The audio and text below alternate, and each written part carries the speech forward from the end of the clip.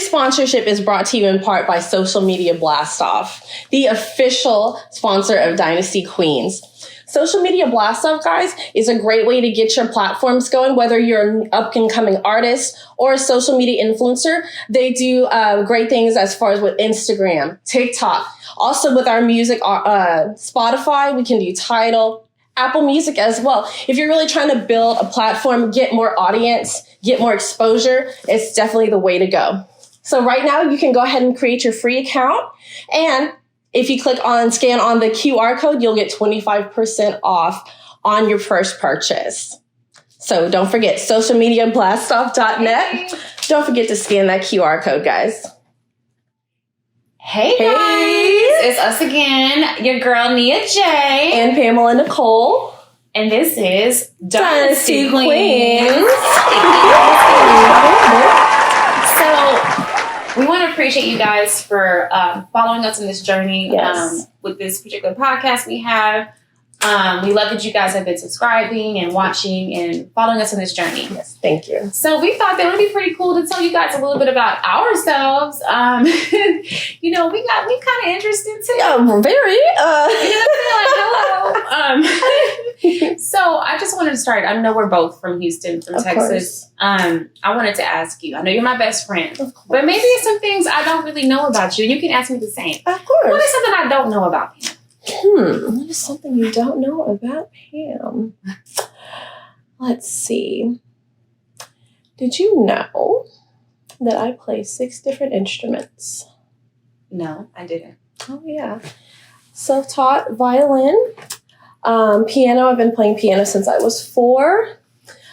Flute, piccolo, clarinet.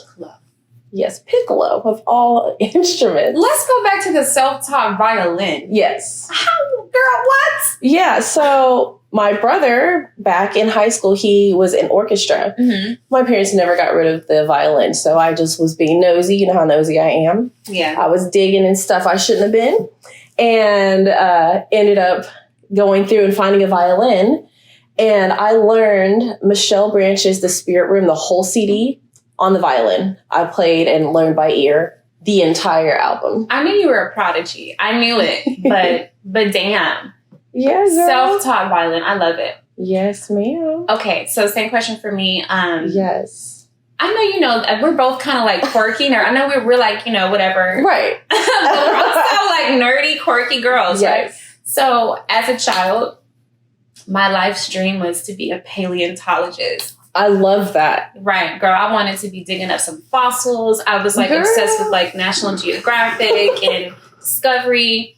I was the kid who woke up on Saturday and instead of going out to play, I was opening encyclopedias and I was learning about Darwinism versus Christianity. And like, which one should I was at like 5 and 6, girl. So yeah, I really wanted to be out there digging up dinosaur bones and fossils, girl. Little baby want a T-Rex. Look. So for my 10th birthday, my grandmother, I love her. She was a school teacher for 30 years. Mm-hmm. And during the summers, she kept my brother ahead of the curve with education. One summer, she got me like a saber-tooth tiger kit, like with a little saber-tooth, little dirt and stuff, like my little excavation kit. Yeah. And I'd be like, nerdy ass up there. The brush. And I also had something called a Grow-a-Pet. Mm-hmm. It was, you know what I'm talking about? Like the little... like the chia pets, like, right? No, like monkeys in a barrel. You know what I'm talking about? Yeah. Is that the word? So, like, it was pretty much a tadpole that you ordered through mail. This is like early 2000s. Yeah, girl. Okay. And the thing, I was supposed to grow him, like when he came, he's supposed to come like in a little container with water and you watch him become a frog. Girl, I was so excited. I waited 2 weeks, but part of me was like, wait a minute. It's like the middle of the summer. Mm-hmm. This thing has not eaten. So I'm just curious as to when I open this box, what I'm going to find. Right. So, girl, I open the little box. He comes in. Girl, he is on his back bed. Floating dead. I was like, well, dang. Oh, here, frog murderer. Mm. Girl, he came like that. So, yeah, that's one thing about me is I've always been super nerdy. I think you knew that. But of course. The fact that was into like the animals and stuff. Yes, I love that. Girl, we could have both been in the ground with our little excavation brushes, like brushing the dirt away. Like, what you find, baby? Ooh, right, exactly. T-Rex. Mm-hmm. So what would you say growing up was your biggest struggle? Ooh, my biggest struggle. My biggest struggle was really becoming in tune with who I am now. Like the person that y'all see, I wasn't that chick. It took a long time to build up to this level, to get, to become confident in myself and to realize my true potential.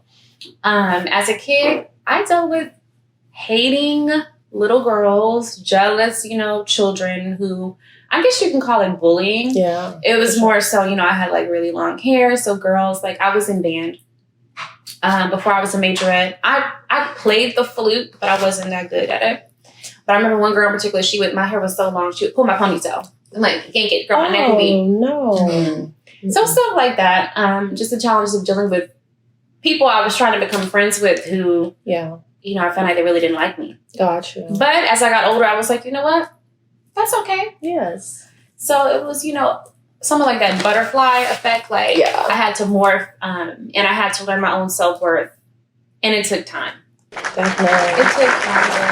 It took tears. It took fighting. And I never caused any of the fights myself. It was always, somebody else.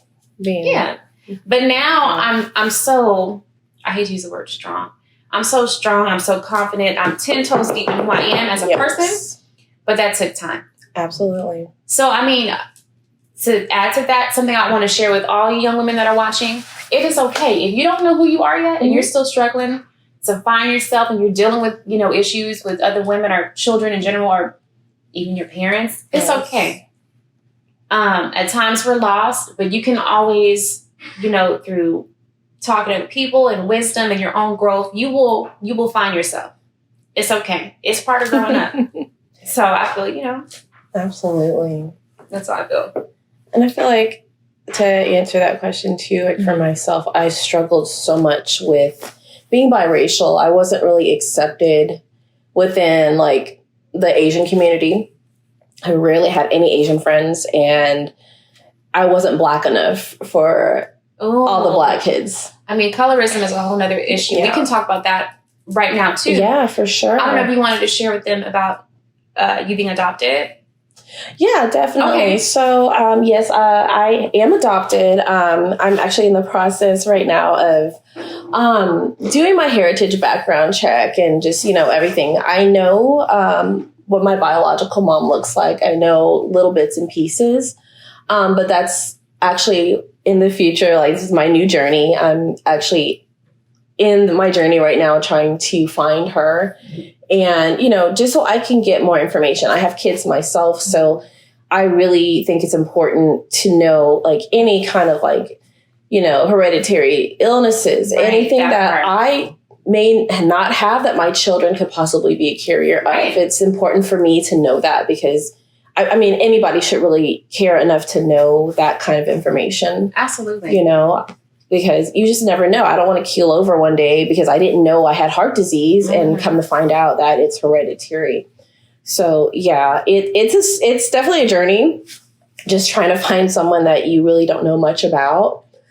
But we'll get there and we'll have answers hopefully soon. I'm proud of you when it comes to that. And that's something that I don't think a lot of people think about. I've heard stories about people needing, transplants and stuff. Yeah. And if you're adopted or you don't know who your true parents are, you may not have that donor, or you may not know, like you said, what genetically runs, in the lineage and stuff. So that's really important. Yeah. It was difficult though. And it didn't become difficult until I became an adult. Mm-hmm. So when I was pregnant with my first child, they do all these diagnostic tests on you and, they ask you like all these medical questions and I couldn't answer anything. The only thing I know I have is allergies, which is quite apparent. I have allergies. I'm sneezing all the time, coughing, hacking. So just for a doctor to just kind of not have the right bedside manner with me, and kind of just shove me to the wayside. Like I had an obstetrician basically tell me, well, that's too bad for your unborn child that you don't know your medical history. Wow. Like it really hurt, and it made me realize at the same time, like, well, damn, I should probably do some research. Right. And just see where I come from and, you know, what I could possibly have that could affect my unborn child, you know? Right. But even though she said it in a really ugly manner, it did kind of spark something within me. For sure. Right. So a lot of people just don't think about that. I know you were going to say about growing up biracial. Yeah. So I know that you were raised by Black parents and everything. What was that like, not knowing that Asian side, and how you dealt with it like in school and stuff? You know, in middle and high school, I really didn't have an identity because I didn't understand really the aspect and the outcome of what being adopted was. And, you know, having that frame of mind, it's just like everyone knows, like, oh, my mom, my dad, my brother, my sister. Yes, I do have a brother as well, but he does have a different father. Mm-hmm. So in a sense, I didn't have any connection with anyone because it was either, oh, well, you hang out with these people or these people. Mm-hmm. So in high school, I didn't really identify with anyone but like the goths and the skaters. That's who accepted me at that time until I got a little bit older. So just trying to, you know, maneuver my way through different personalities and people that were willing to accept me for me was a struggle. Like, huge struggle. Yeah, I can say the same. Like, I had people that I thought were my really good friends in high school. First year of high school was kind of rocky, kind of rough. But then by 10th grade, I was, like, in a lot of activities and stuff. So I was a majorette.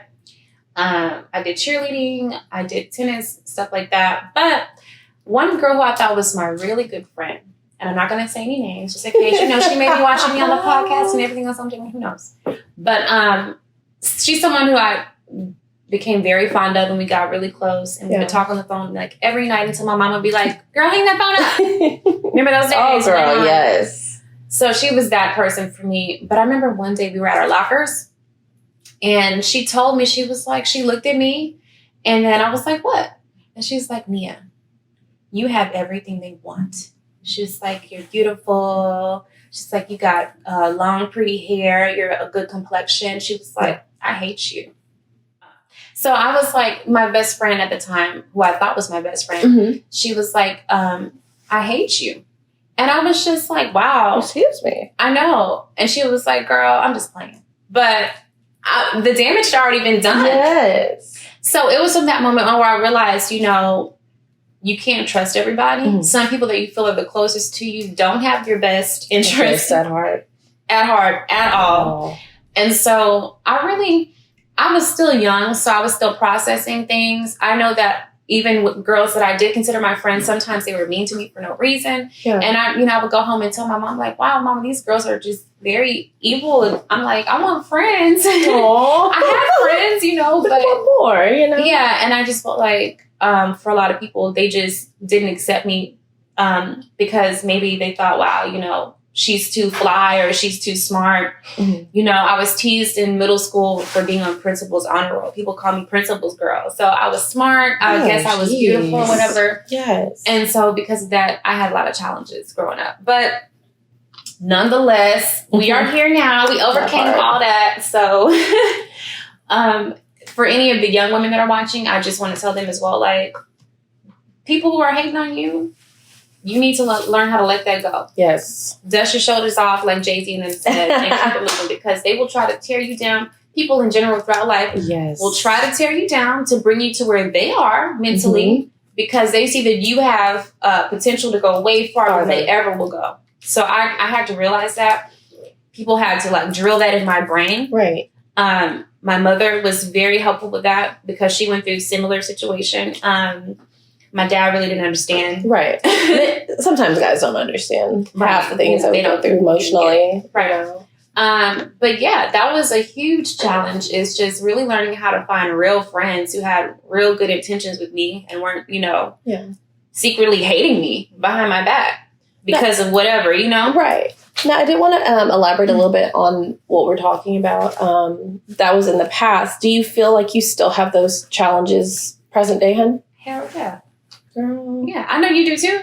Unfortunately, yeah. Yeah, it's life. But, you know, since I'm an adult and, you know, I feel like a lot of time I'm wise beyond my years, I don't let that bother me. Absolutely. When I was younger, like in my early 20s and teenage years, I really let what people say about me bother me. Mm-hmm. To the point where sometimes I wouldn't go to events and stuff. I'd be like, oh, you know, maybe I'm not skinny enough or thick enough, whatever it was. I was going through phases. There was times I wanted to be slimmer, times I wanted to be thicker, whatever it was. And I'd be like, you know, I'm just not going to let me gain 10 pounds and then, you know, go to this event or let me, you know, try and stuff like that. But yeah, you have to learn how to have a self-awareness and just find that confidence from within. Absolutely, babe. You couldn't have said it any better. It's perfect. Absolutely. So I just, you know, I love you. I love you too. You know that, though. I know, baby. And, you know, I do want to just say out there for people, you know, that, you know, as far as you getting into your own, take your time,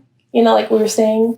Take your time and, you know, focus. Focus is so important. I think that people lack focus so much. Like, yeah, that's true. You know, because how many people do we know that have said that they were going to do what they said they were going to do? See, you know, that's a pet peeve of mine. You I already know. But I know it's both our. Yes. Like, that just, like, gets on both of our nerves because there's so many people in a close circle, you know, in my close circle at one point in time who always said, yeah, you know, I'm going to be doing that. Everything you're doing, I'm going to do it too. This and that. And a lot of people just don't ever take that first step and apply themselves.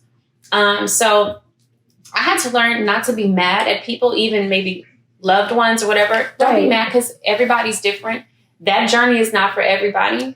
But for those who are willing to really pursue their dreams and goals and go for it, you have to learn how to do it afraid.